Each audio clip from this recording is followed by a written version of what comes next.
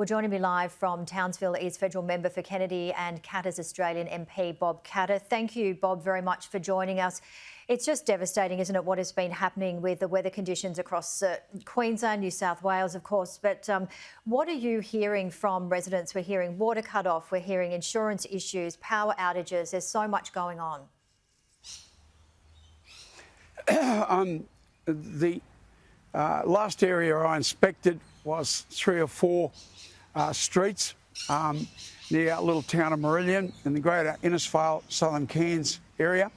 And all of those residents had lost their motor cars, in some cases 2 motor cars, so $1 million probably in lost motor cars.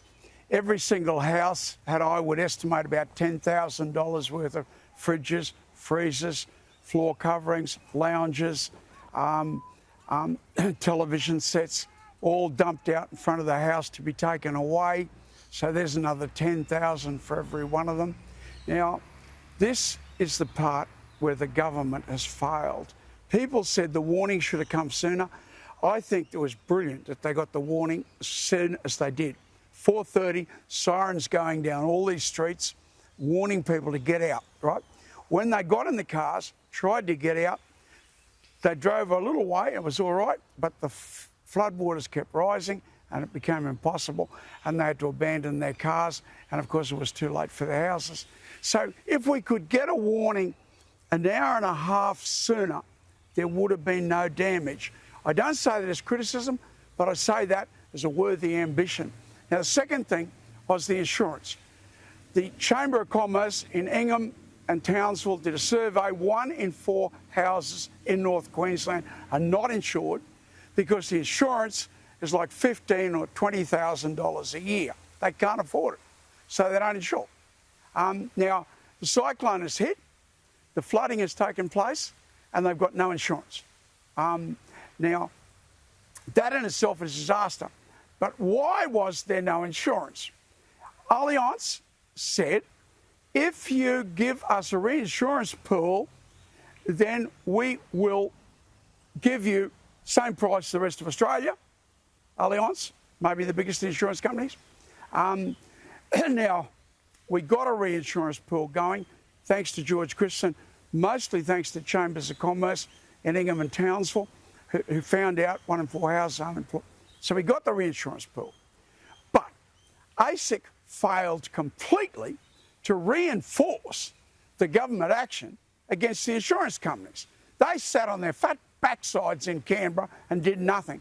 And I am very, very determined to do everything humanly possible to see the bosses of ASIC sacked. And further, maybe legal liability punishment as well. Because I'm just sick and tired of these people being paid $565,000 a year, and all he had to do was get off his backside and ensure that the benefit that the government had put out there, the reinsurance pool, flowed on to the people. Allianz did a bit. Sure Insurance were very good. Outside of that, I couldn't speak more worse of the... But in fairness to them, the reinsurance pool just didn't work and it was not enforced against them. So not in fairness to them. They were taking advantage with collusive behaviour in charging the same rates as all the others charge, except for sure, to some degree, Allianz. So the government, ASIC, is a body that has never, in my 30 years in federal parliament, and even my 20 years before the state parliament, never done anything to justify their existence. And the bloke in charge of it's on $565,000 a year. Is he doing anything now? No.